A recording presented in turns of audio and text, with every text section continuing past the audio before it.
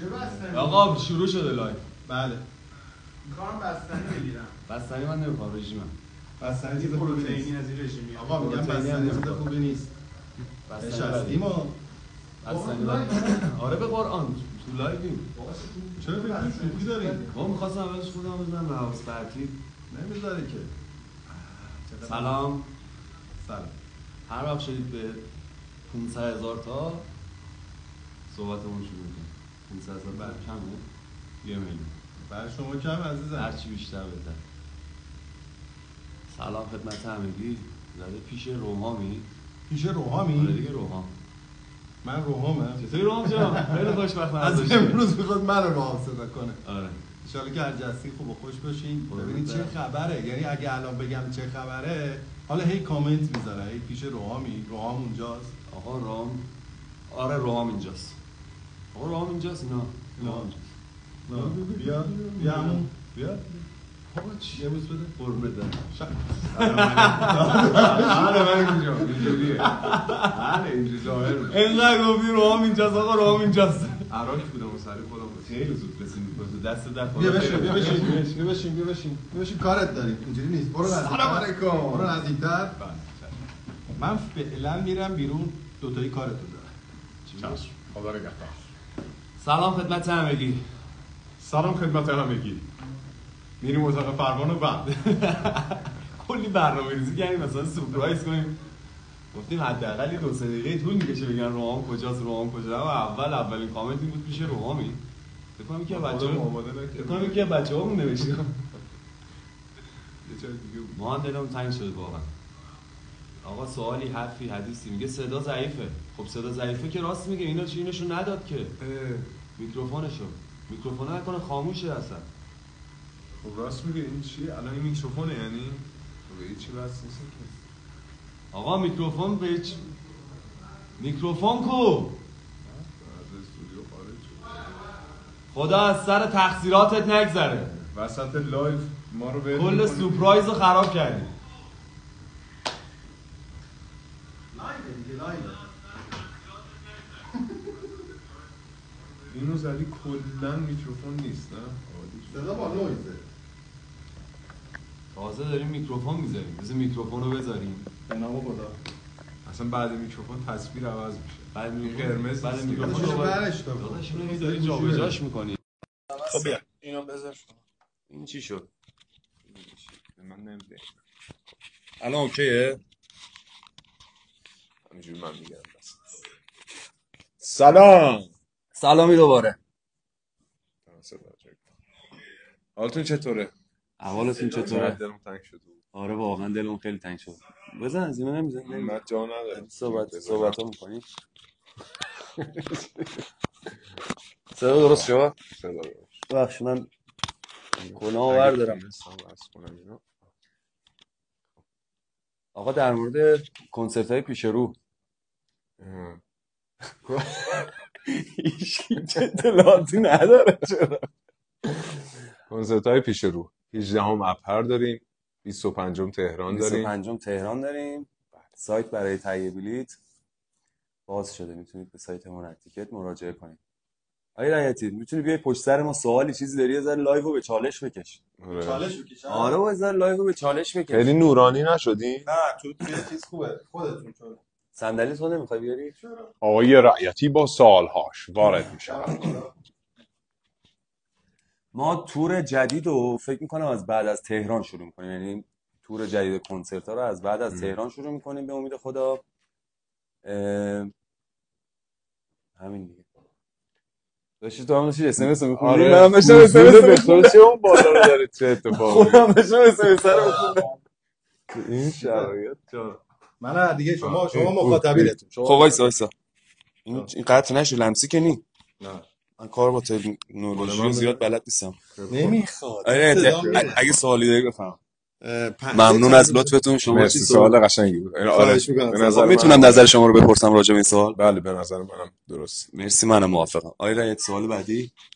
نه من با این سوال بفهم.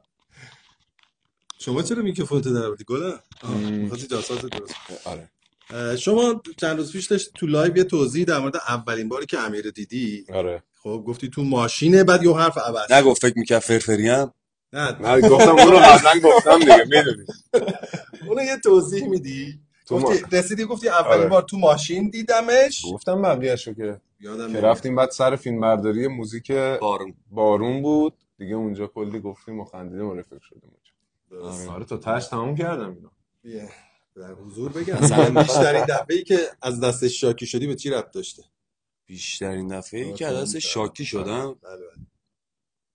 نمیخوام بگم کی و موضوع، بگو مثلا. آخه این سوالو باید یکی بپرسی که مثلا 10 بار از طرف شاکی شده. همین چون 11 شاکی نمیشی مزه داره دیگه. همین دیگه میگم اصلا سوال در کل اشتباهه. خب پس بیشترین دفعه که از دستش خوشحال شدی کی بود؟ خوشحال زیاد مثلا وجدانن. ببین خوشحالی که مثلا دیدی به مثلا پیشرفت رفیقت یا هر چیزی که مثلا به داداش ربط داره افتخار میکنی، مثلا با هم شروع میکنه اسپانیایی خوندن یا فرانسوی خوندن، اینا واقعا افتخار میکنه به این موضوع. خیلی خفنه دیگه، واقعا خیلی جذابه واقعا. آره. خیلی باحال. چینی خوندنمو ندیدی؟ اصلا نگو چینی. ها سوالتون از من چیه آقای رایتی؟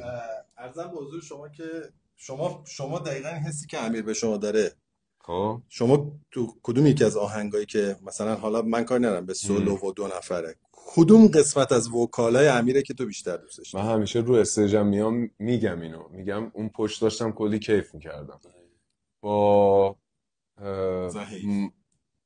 آره نارنجی حیف خیلی با حیف بیشتر آره. من با خاطره خوشی هم نسبت به حیف ضبط اون شبی که برای ویدیوش داشتیم تو آتلیه قبلی گرفتیم و نوبت منم شد، اونم خیلی من باش میخونم قربونت برم. فدات بشم. سلامت باشی. تبلیغاتم که دنبال تبلیغات یه جوری سر آوردی پایین درستش، ولی اینه دیگه. آره خب نوبت منم شکر.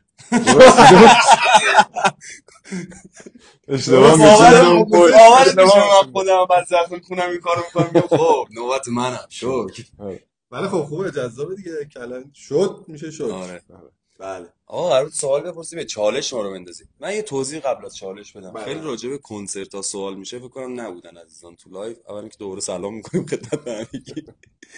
بعد اینکه ما کنسرتامون، تور کنسرتامون از تهران به بعد شروع میشه. یعنی ما تهرانمون 25 مهر که سایت برای تهیه بلیط باز هستش و تور کنسرت‌ها از 25 به بعد شروع میشه به امید خدا و در هر شهر یا هر شهرستانی که درخواست داشته باشیم اجرا میذاریم. 18 هم که ابهری. بله بفرمایید. همین که امیر گفت. بله. شما بله بگم بله. یه گفتگوی ما با امیر داشتیم، یه سری سوالاتی توش بود که ممکنه که البته میدونم شما دیدی شدیم، ولی خب میخوام بدونم که شما برعکسش چه اتفاق میفته. اگر که مثلا به شما بگن که ظرف 2-3 ساعت آینده یه اتفاقی میفته که همه چی نابود میشه، خب بلا فاصله ترجیح میدی کیا رو ببینی دور خودت همون 2-3 ساعت با اونا سر کنی؟ سوال اول نپرسیدی. این دفعه چند نفر رو میتونم ببینم؟ 5 نفر فرض کن. 5 نفر خانواده‌ام. خب امیر کار صحبت زیاد داریم با اونجا بکنیم تو آخرای دنیا، آخرای زندگیت گفتی همه چی قراره نابود شه دیگه، همه چی جهان قراره دگرگون شه. فرض رو میگیری فیلم. آره چه گریه میکنی داره فرض محال که خود من. آره همین. آره نه وایسا 2-3 تا خانواده و امیر. چرا 2-3 تا از دوستام هم هستن توش. خب بعد امیر رو تو چه استایلی بیشتر دوست داری رو استیج؟ لباسی؟ آره مثلا کلا تکون خورد همه چی بهش میاد. نه واقعی خب اینجوریه. اسپورت که میزنه به نظرم من اسپورتاشو بیشتر دوست دارم. یعنی اون تیکه‌ای که میره کد در میاره برمیگرده رو بیشتر. اصلا یه شخصیت دیگه ای میشن. راست میگه شخصیت واقعا عوض میشن خداییش. پس خودت هم قبول داری تا قبلش اصلا قبلش خیلی متشخصن. نه خب همین جوریه خداییش کد چلبار کلا آدم یه جوری میشه. عالی شد. 300 عجیبی به آدم میده. بعد شما عجیب ترین لباسی که تن روحام دیدی چی بوده؟ عجیب ترین لباسی که تن روحام من دیدم همه دیدن. خود آها آره اون آره خرگوش در میوردن توش. خدا آره کلا روحام خیلی شجاعت ریسک پذیریه بالاتر از من عجیبه یه خیلی سری چیزایی رو گردن میگیره که اصلا اصلا به نظرم گردنگیریشون خرابه. مثلا چی؟ مثلا بگم یه سری کفشای عجیب غریب کفشم کدوم عجیب؟ یه سایزی داره آدم فکر میکنه سایزی. که مثلا یه کتونی داره طبقه دوم سوار میشه پارکینگ پیاده میشه. عکسشو گذاشتم اینستا بغل امیر آره. گرفتم کفشم. بغل کتونی من بود، انگار کتونی من جورابمون کتونی خودم بود. فکر می‌کردم بعضی موقع چهارپایه میذاره میره بالا اینا رو پاش میکنه. بعد ماشاءالله قدش همینجوری بلنده. من رو استیج اصلا میگم تو رو قرآن زیاد بیاد کنار. من الان با ایستادم یارو هی داره کوچیک‌تر میشه نگاه. آخه توی کنسرت گفتم دیگه باز من یه کتونی پوشیدم مثلا فکر کنم 10 سانت لگ داشت. بعد گفتم که ایول دیگه الان هم قد شدم دیگه، دیدم یه کتونی پوشیده 20 خودش 190 ماشاءالله قد، یه کتونی هم پوشیده شده 2 متر و 10. من دیگه رو استیج بهش گفتم داش ترک بعدی چیه؟ یه ذره چالشی جدی کنیم به نظرم برای- که اینو دوتایی با هر جور که دوست دارید با تقدم تأخر خودتون بگید. تقدم تأخر رو یعنی زیاد اول چیز نیست. آخر فهمیدم. خور درسته. خب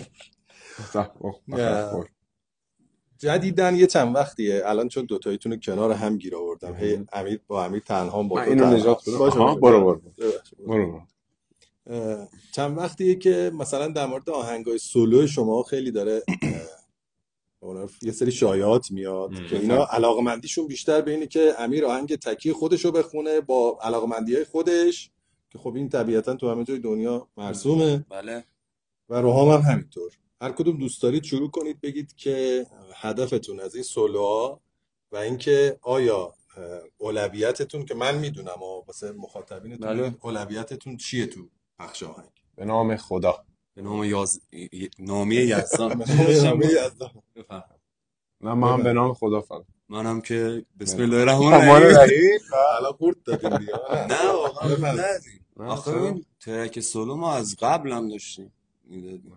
به اسم دلی بود. آره به اسم دلیه. یه خود پرپیمونتر شده دیگه، قبول کنید. آره شاید حتی پرپیمونتر هم بشه، ولی من یکی از دلایلش رو چیزی تو نداره. ذهنم از سمت خودم بگم، این که به خاطر اینکه مثلا به تعطیلات کنسرتی که خوردین تو تایمای طولانی و خب طبیعتا وقتی کنسرت تعطیله، حالا چه تو محرم سفره چه مناسبت‌های طولانی تر دیگه یه، خب شما تو تنهایی‌های خودتون بیشترید دیگه. بله. خب به تبع تو تنهایی آهنگ انفرادی تکی بیشتری به ذهنتون خطور کرده. این برداشت منه. حالا ممکنه شما بگی 20% اینه، شاید چند تا علت آره. داشته و برداشت‌های متفاوت، آدمای متفاوت. خب ولی هدفتون، یعنی برنامه‌هاتون هم بگید دیگه. این منظور هدف مثلا تاریخی من مثلا آهنگ ماکان کی میاد حدودی اول بگید. آهنگ ماکان کمتر از یک ماه. کمتر از یک ماه دیگه. ژانر فضاش چیه؟ سورئال. چرا راجع چی میتونه نه مثلا شاید یه چیز اسلو باحال بهت بگم واقعا، این کلا توی مصاحبه قبلی که با بهمن بابازاده داشتیم ما همچنین حرفی زدیم که ماکان فصل جدید کاریش ماکان یعنی امیر و روحام. فرقی نمیکنه روحام ترک تک بده امیر ترک تک بده با هم بدن، نه ماکان یعنی امیر و روحام. یعنی شما میری کنسرت خب امیر و روحام با هم میبینید دیگه، مثلا امیر تنها کنسرت نذاشته یا روحام تنها کنسرت بذاره. به خاطر همین اون موقع به بهمن گفتیم تایمی که دیگه برای موزیکا میذاریم خیلی بیشتره. ببین از لحاظ شعر، از لحاظ ملودی، از لحاظ تنظیمی، از همه لحاظ بیشتر. به خاطر همین خب بیشتر کار میبره. ببین میدونی توی ترکایی که مثلا تنها هستیم خب به همون اندازه تایم میبره دیگه، ولی خب مثلا روحان با ذهنیت خودش، من با ذهنیت خودمم دیگه، وقتی این ترک وارد قالب ماکان میشه خیلی سختگیریامون بیشتر میشه، چون دیگه جفتمون باید اتفاقی بیفته که مردم هم این فضا رو حس کنن که ای والله ماکان امیر روحان وارد فضای جدید و بهتری شدن. به خاطر همین جدیدن موقع هم یاد باشه گفتیم به بهمن دیگه، گفتیم سختگیریامون بیشتره. ولی ترک بعدیمون حالا گفتی تو چه ژانری، می‌خواستم اینو بهت بگم ژانر مهم نیست، مهم اینه که ترک خوبی قطعا خواهد پخش شد. بعد ببین از مونوتونی هم در میاد دیگه. آره. بالاخره حالا دوتایی شنیدن 6-7 سال دوتایی، این وسط یه تنوع شنیداری هم ایجاد یه میشه. چیزی از کلا تو ذهن من امیر و روحان الان 8 سال دارم میخونن. 7 سال درسته فکر کنم. آره 8 سال دارم میخونن. ببین امیر و روحام 80 سال دیگه هم قرار با هم بخونن. بله. این وسط گوش شنونده نباید دیگه از یه جایی باید یهو اذیت بشه از اینکه این دوتا رو چقدر با هم شنیده. به خاطر همین روحام یه سری ترک‌های سولو میده که به نظر من خیلی خفنه، در ژانر و فضای کاری خودش داره یه کاری انجام میده که باز میگم اون ریسک پذیری خفن خودشه و به نظر من خیلی ترک‌های شیکیه، خیلی ترک‌های نوعیه. و از اون برم فضای کاری من خب مثلا شخصیه دلیه من دیدید دیگه یه ذره خودمونی ترم، به خاطر همین اونم انجام میدیم که اون به قول روان اون خستگیه رو از گوش بتونیم بدر. این روزا هوش مصنوعی چی میگه؟ به نظر من که خیلی چیزای خوبی میگه. ببین منو نگاه نکن، اون بعد جواب بده. دوتا هوش قوی مصنوعی چی میگه؟ هوش مصنوعی هوش مصنوعی من واقعا بغض میکردم ترک رو گوش میدادم با هوش مصنوعی، خدا سرشاده. یعنی تو کنسرتم دلی گفتم کاش اصلا من نخونده بودم، اون شخص خونده بود اون ترک رو. و اون شخص یعنی امیرحسین عزیز دیگه و از صمیم قلبم آرزوی آزادی دارم براش. شما از ترکای روحام. سول روحام کدوم رو بیشتر باش چیز داری؟ ببین ارتباطت بهتره؟ یه چیزی هست من می‌خواستم بگم، ما مثلا خب حیفو خیلی خوندیم، خیلی هم گوش دادیم، خیلی هم تو کنسرت باش خاطره داریم. خب به طب من دوره‌گردم، من اصلا دوره‌گرد هم موقعی هم که رو پخش خیلی دوست داشتم، اصلا فرقی نمیکنه. کلا اون ترک و تکسش رو دوست دارم، ملودیش رو دوست دارم، صدای روحام رو اون ترک رو دوست دارم، تنظیم رو دوست دارم، خیلی نشسته. خیلی شوکم خیلی دوست دارم ولی چون داری میگی یکیشو بگو، من دوره‌گرد رو خیلی دوست دارم. ولی اگه بخوام یه ترکی بگم که بیش از اندازه اون ترک رو از روحام دوست دارم، یعنی با صدای روحام خیلی با اون ترک حال میکنم، این خیابونم. کنم دلم براش تنگ شده. خیلی مثلا اون ترک یه جای دیگه از صدای روحام. نمیخوایم یه خود نوستالژی کنین ست لیستای کنسرتو؟ ببین من نه به صورت کلی ها، مثلا 2 تا تو هر کنسرت 2 تا ترکی که یه خورده تاریخ ماجرا برمیگردونه به 6 سال قبل مثلا. این نوستالژی به نظر من مثلا باید 40 سال الان چون اسم اون ترک رو به قول معروف بردی میگه اون ترک رو شاید به ست لیست بازگردونم بازگردونم مجاهدین کلام. ولی من نظر شخصی اینه که ترکایی که بیشتر شنیده شدن در کنسرت خیلی بالتره. شما؟ من این پیشنهاد رو دوست دارم ولی یه چند بارم تو ذهنم بود، یعنی چند یه بارم کنسرت یعنی کنسرت نوستالژی بزنیم. حالا آره شاید با برای این همه هستم، نباشه با این ولی بیشتر هستم، کنسرت کنسرت نوستالژی، یعنی همه همه ترک‌های کلا هم یهو آره. ستلیستای یهو یادآور کلا اونا بگیم آقا باشه. آره. اون کنسرت فقط نوستالژی است. آره. اینجوری با آره، آلبوم اینجوری اول آره. مثلا دوباره رو استیج آلبوم اول ما ادامه داریم مثلا چون شوک دوره‌گرد همه رو دوباره آلبوم ولی به آخرین باری که یه نفر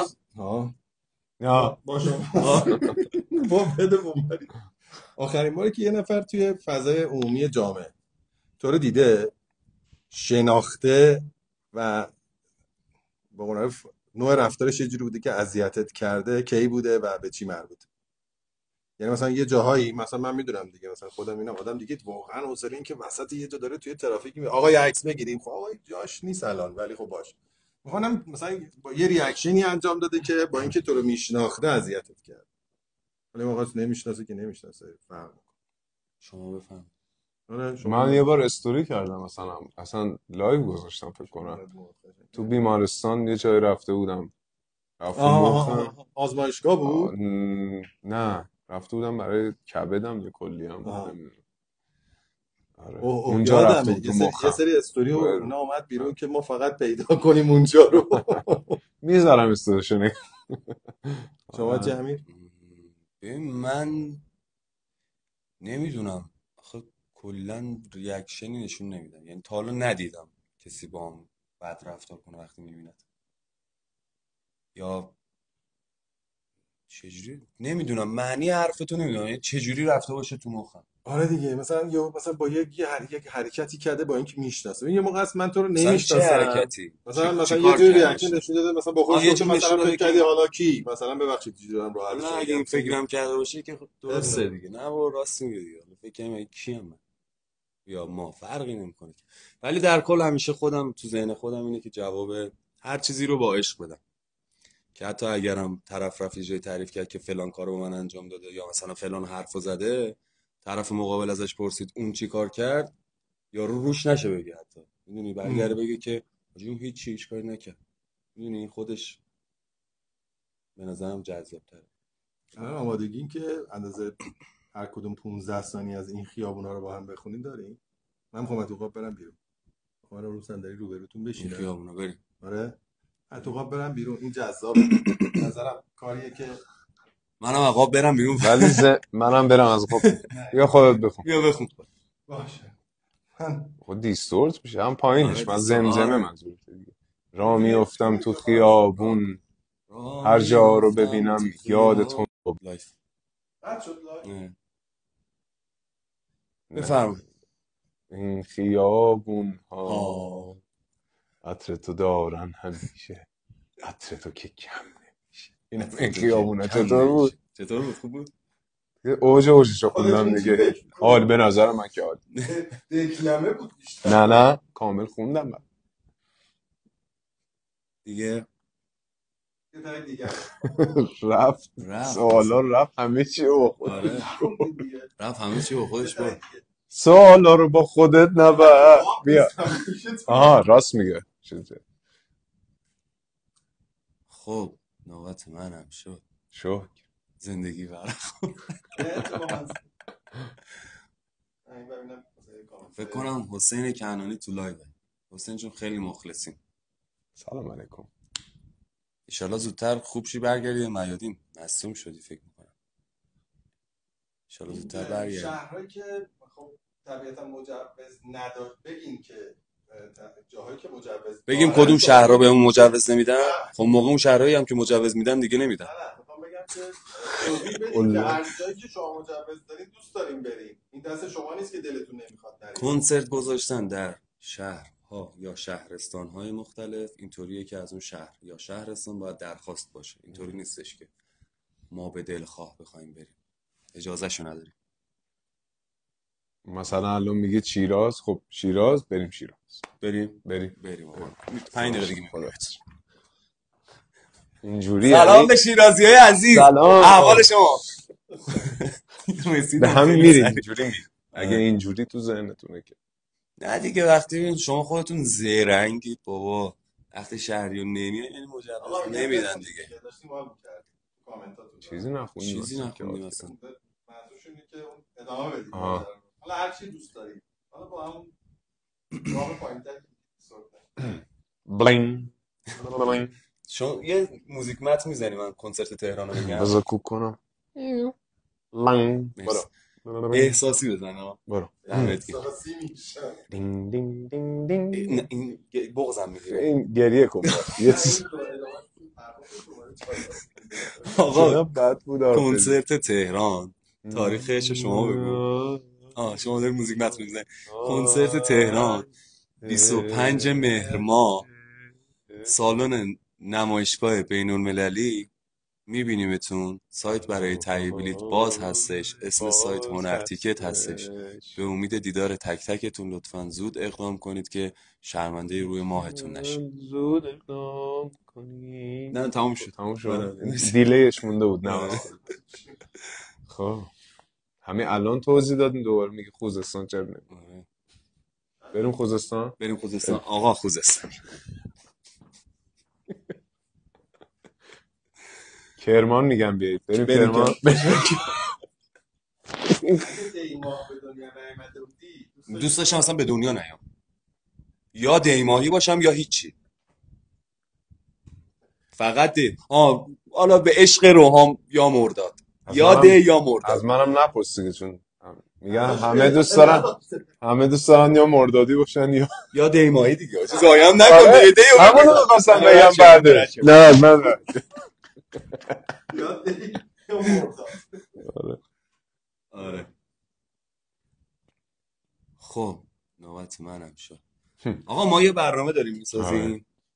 یه برنامه تو کانال یوتیوب من، یه برنامه تو کانال یوتیوب روحان. اونی که روحام قراره بسازه رو من فعلا نمیدونم چیه، ولی میدونم که یه چیز سخت خواهد بود واسه من.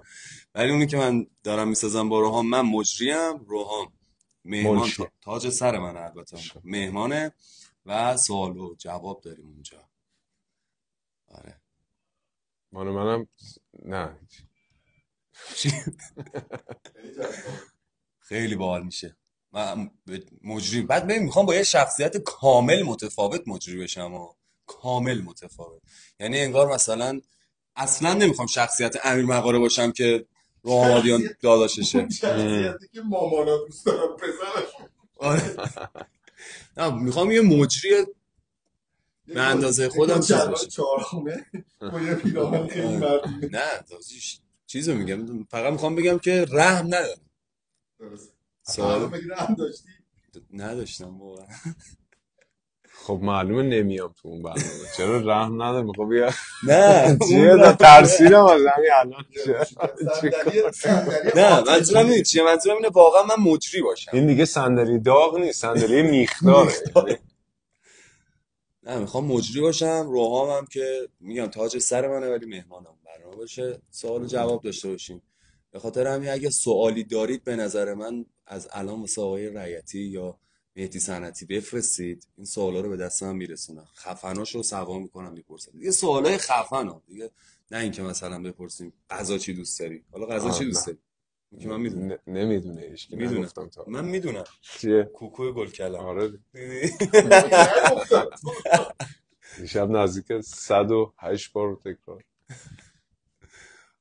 خب امیرم که غذای مورد علاقش من میدونم، عمرن هیچ کی نمیدونه. راسته گوساله پخته شده بابا مگه میشه همش گوشت خود پخته شده. خب من که یه حرفی داریم چیزی حرفا رو بنظرم بله همون چیزه، همه کامنت شهر بخونید. آخه کامنت ها همش در مورد شهرهای مختلفه. رام استقلالی یا پرسپولیسی؟ پرسپولیس. مثلا بک‌گراند شما ببین. نه من که میدونم از ترسم پرسپولیسی شدم بچه که بودم، خیلی کوچولو بودم. نه الان واقعا دوست دارم. الان اینو سایت استقلالی برمی‌دارم روام واقعا از ترسش استقلالی پرسپولیسی شد. الان واقعا دلی دوست دارم همیشه پرسپولیس ببره. بچه بودم بعد استقلال همینجور رنگش نمیدونم چرا اصلا هیچی نمیدونستم فوتبال چیه، فکر مثلا واتر پولو مثلا. و پسر خالم ترسوندم، گفت یا پرسپولیسی میشی یا میزنم، یا همچین چیزی تهدیدآمیز بود. ولی اومدم دیدم نه خیلی بهتر. خدا رو شکر. تو برنامه البته استقلال هم نیست تو تیوی مشترک هم در نظر داری؟ چی برنامه مثلا تنیس امیر یا برعکس باشگاه رفتن؟ اتفاقا این سه باحال میشه. مثلا من بیام تنیس رو با شمشیر زنی، توپا میندازم با شمشیر یعنی یه چیز ترکیبیه. آره خب شمشیر زنی که ورزش نیست، اولا ورزش نیست، یه مکتبیه، مکتب چیز. شاخه ورزشیش هم داریم دیگه تو المپیک مسابقه شمشیر. حالا اون یه چیز دیگه است، کلا یه جای دیگه است. شمشیراش هم ولی میگم من توپو پرت کنم. داستان آشناییتون روحام که تعریف کرده، منم که خب به تب همون دیگه. من مسیر وقتی داشتیم میرفتیم هی درگیری میدم، خدایا خودت کمک کن، کسی که داره میاد. بعد ما کلا یه ذره استرسی هم دیگه، گفتم خدایا کسی که داره میاد نکنه یهو مثلا حال نکنه، نمیدونم اصلا فازش به ما نخوره، همه چیز عجیب غریب شه. بعد حالا روحام فکر میکرد که من لاغر فرفری، لاغر مفرفری، لاغمالی این داره من خوش میده. غلط کردم. نه لاغر فرفری لاوالی بیشور خودم گفتم من خودم اصلا تصورم از خودم همین. بعد من که رسیدم امیر دید همه اون چیزایی که تو ذهنش درسته، من هم بعد گفتم نکنه اینطوری بشه اونطوری بشه دیگه. خلاصه دیدم همون لحظه‌ای که روحامو دیدم، من و روحام اصلا 20 سال بود با هم رفیق بودیم. آره سری دوست شد. همون لحظه سری شوخی و بگو بخند و ویدیو شکو دیگه اصلا ویدیویی که باید 40 دقیقه تموم میشد 4 ساعت طول کشید. زمستون بارون آقا چه کاری بود. تو رو قرآن نکنید آره تو سرما زمستون سرما یخبندون کارگردان قفلی زده و یه تیکه باید آب بپاچیم روتون. داداش این چه کاریه؟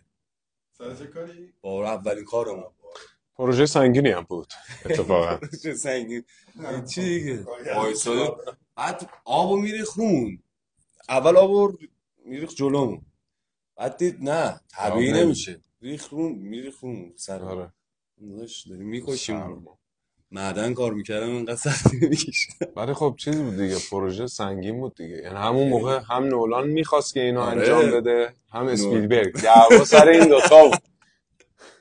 ما به خاطر اینکه این دوتا هم بحثشون نشه دیگه ایران کار کرد، چون اونجا به هم ریخته بود آمریکا اصلا. دعوا بود اصلا، خبرو داره میاد اینو زده که دیگه نتونست نولان به این پروژه برسه، رفت چیزو ساخت، بتمنو ساخت. بتمنو ساخت. آره خدا رو شکر موفقم بود.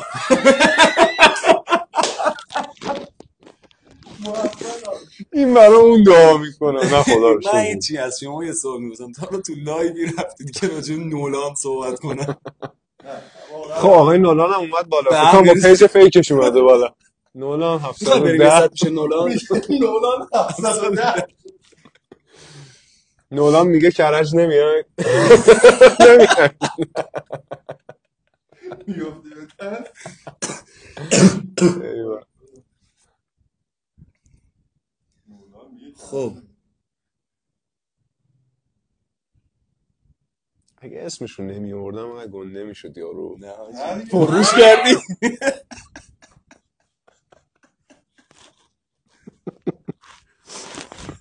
از این به بعد میگم آقای فلان. نه چی اسمشون آقای؟ داره کش دستت مالکی امیر حاجی، همینو میگم ها. به چه چیزایی دقت میکنن تو به امام حسین. حالا واقعا کشه دست اینو مالکیه. میگه کش دست چی میگه؟ حالا واقعا مالکیه کشه دست. کش دست حضوره یارو همین واسه الان. علیرضا صفرنژاده.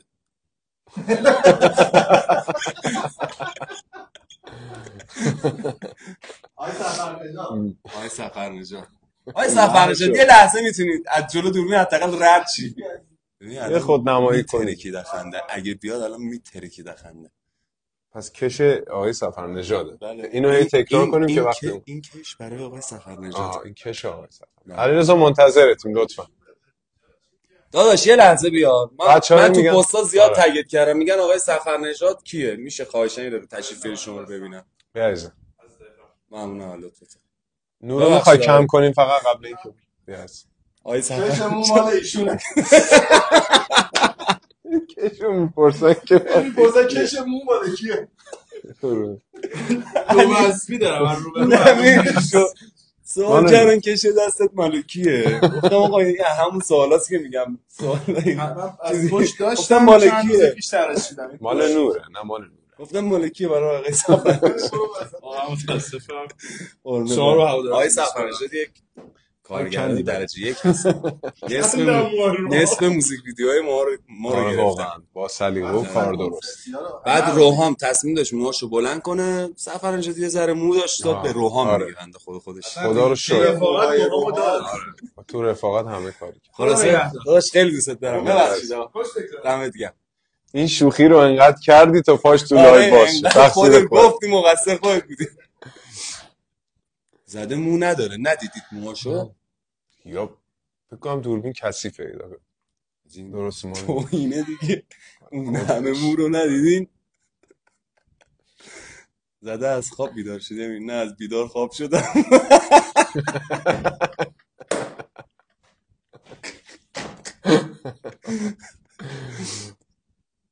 خب مطمئن شدید الان کشه دست واسه کیه؟ سوال دیگه ای داشتید بگید، با رسم شکل همینجوری بهتون توضیح میدم. خب سر شبیه آینده من بود. علیرضا آک. خب این لایو یه پیامد بسیار خوب و دلچسبی در یکی دو روز آینده توی منشناتون و تگاتون و اینا خواهد داشت، به دلیل اینکه با اینکه به صورت بداهه بود ولی بسیار به موقع بود. بده چه آهی یاد چه گاری. یاد چه گاری. آره وال. آره چسبید به خودمون. آره واقعا چسبید، خیلی خندیدیم. خیلی خندیدیم خودش. واقعا به موقع و یه خورده برای هواداراتون خانواده ماکان دعای خیر کنید. نه دعای خیر که حالا همیشه بدرقه راه خودتون هست و متقابله. یه خورده براشون حسای خوب بفرستید، بچه ها رو انشالله با حال خوب دعوت. ایشالله دیگه. یعنی چی الان؟ من اصلا نفهمیدم. منم نفهمیدم. چرا گفتید ایشالله؟ الان بفرستیم؟ آره مثلا آه چجوری باید؟ براشون چند تا پیام دلی امیر بگه، چند تا پیام دلی شما تک تک بگید. پیام دلی بدم؟ آره یه سری پیغام پس کن رفع دلتنگی کنید، یه سری حرفای. من ترجمه کنم برای آره. Prasino con l'entre la musica la modellino. پس یعنی این که پیغام دلی اگه دلم تنگ شده اینا رو بگیم. چرا اینقدر سخت میگفتن؟ کی سخت؟ نه واقعا که دلم خیلی تنگ شده بود براتون، خیلی. و با روحام درگیر تولید بودیم، هم تولید سینگل ترک های خودمون، هم تولید کارهای ماکان. و دیگه به امید خدا ترک جدیدمونم که فکر میکنم کمتر از 1 ماه دیگه پخشش کنیم. تو استوریو اینو بهتون اطلاع میدیم. و دیگه منم همین دیگه خیلی دلتنگتون بودیم، گفتیم که حالا ایشالله اینا بیشتر شه این اتفاقات و چیزایی که سورپرایز نمیگیم بهتون، خودتون به موقع ببینید و بشنوید و کیف کنید. دلمونم خیلی تنگه. امیدوارم که کنسرت ها همینجوری حواسم پرت شد با هم یه حرکت کنسرت ها بیایم ببینیم بهتون کیف کنیم. و شهرهای مختلف هم میگم، بازم میگم دست ما نیست، بذارم با سر میایم اجرا میکنیم. آقا یه سوال الان من اینجا دیدم، بذار ازت بپرسم، پادکست تو کی میذاری تو یوتیوب؟ همین 1-2 روز میذارم. آره خب الان دیدم اینجا، دیدم گفتم فردا بذارم، فردا شب بگذارم. آره بگذارم نگذارم باشه نمیگذارم. نه فردا شب میذاری واقعا؟ فردا شب ساعت بگو همینجا. فردا شب میترسم بگم نرسه. فردا شب رأس ساعت 7.